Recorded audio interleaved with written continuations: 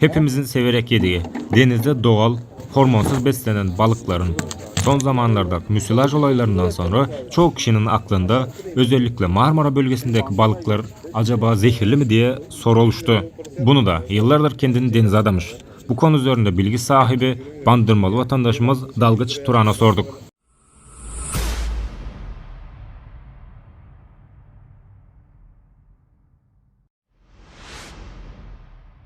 Sevgili saygıdeğer Bandırma halkı, ben Dalgıç Turan. Bandırma doğumluyum. 30 senemi suyun altında geçirdim.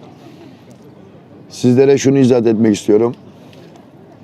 Bildiğiniz gibi deniz tabanının üst düzeyinde 3 parmak, 4 parmak kalınlığında kanalizasyon atığı, gemi atıkları, sanayi atıkları, fabrika atıkları yıllardır var. Bu salya dediğimiz olay da deniz anasının erimiş hali, tek hücreli canlı. Bunlar ölenler yüzeye çıktığından dolayı kalın bir tabaka oluşturdu. Tabii bunu doğa kendi hava estiği zaman zaten doğal olarak temizliyor da şimdi bunun üstüne alınıp analiz edilince bütün tabii ona bulaşan bütün bakteri, her türlü atıklar mevcut meydana çıktı. Fakat bu su altında bunun canlı halini gören bilen şu an var mı yok mu bilmiyorum. İnceleyen var mı? Fakat bundan balıklar zaten besleniyordu. Yıllardır var bu. Ve hamsi balığının azalmasından dolayı deniz analarının da fişbondan parçalanmasından meydana gelen bir salya türüdür. Balığa hiçbir şekilde zararı yoktur. Ve halkımız yanlış bilgilendiriliyor tabii bu konuda. Şimdi size nasıl izah edeyim? Hiçbiriniz bir tane martı veyahut da karabatak veyahut da yunus herhangi bir şey ölü denizde gördünüz mü? Ben gece gündüz 7/24 biz balıkçılar olaraktan zaten balık yiyoruz. Ve yemeye de devam ediyoruz. Ben bunun iyicene araştırılmasını istiyorum. Çünkü halkımız yanlış anımsadığı için şu anda balıkçı arkadaşlar çok zor durumda. Zaten zor şartlar altında balıkçılık yapılıyor şu salyadan dolayı. Salyanın tek zararı biz balıkçılara yani ağ atanlara çok eziyet ve zahmet veriyor. Balık tutması zorlaşıyor. Asıl salyanın canlı şeklindekinin araştırılması. Yani bunun küresel ısınmalardan, ne bileyim hava iklimlerinin bir anda değişmesinden bu yıllardır vardı ama bunun tabi kimse farkında değildi çünkü derin sulardaydı. Bu ölenler yüzeye çıkınca bu izlenimi verdi. Yani bu görüntü kirliliği yarattı. Ve analizlerde de yüzeydeki bütün kirlilikler çıktı ve çıktığı da iyi oldu. Bir açıdan iyi oldu ama yani balıkçıyı şu anda çok zor durumda bırakan konular var. Yani iyicene ben kendi ellerimle analiz etmeler için mesela yüzeydekinden aldım.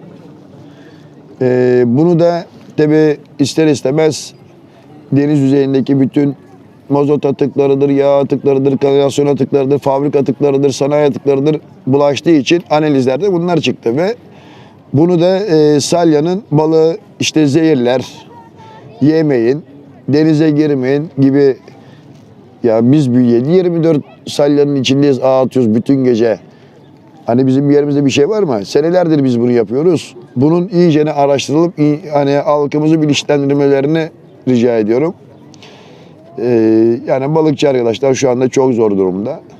Şimdi her şeyden önce balıkçılara ne bileyim fabrikalara şunlara bunlara hani dert yanmaktan ziyade bizim halkımız da bakıyorum mesela liman taşlarında oturuluyor, çekirdek yeniliyor, kola içiliyor, gıda yeniliyor. Fakat çöplerinin maalesef hiçbir tanesi kesinlikle çöp bidonlarına atmak yerine taşların aralarında orada burada bırakıyor. Tabii bu gelgit olaylarında deniz suyu yükseldiğinde, hava estiğinde bu taşların içerisinden bunları çıkartıp meydana çok aşırı bir zarar veriyor. Çevre kirliliği yaratıyor. Tabii ki siz yüzeydekileri görüyorsunuz. Bir de su altında görmediğiniz tarafları var. Allah kısmet ederse bunları da size çok yakın bir süre içerisinde hepsinin görüntülerini alacağım. ve yayınlayacağım. Bunları seyrettiğiniz zaman zaten bu tarz davranan vatandaşlarımız eminim kendilerine bir çeki düzen verecektir. Nasıl bulmak istiyorsak Bandırmamızı ve çevremizi o şekilde bırakalım lütfen. Balık, deniz ürünleri, ben 55 yaşındayım. Yani bir daha dünyaya gelsem yine balıkçılık ve 7/24'te balık yerim.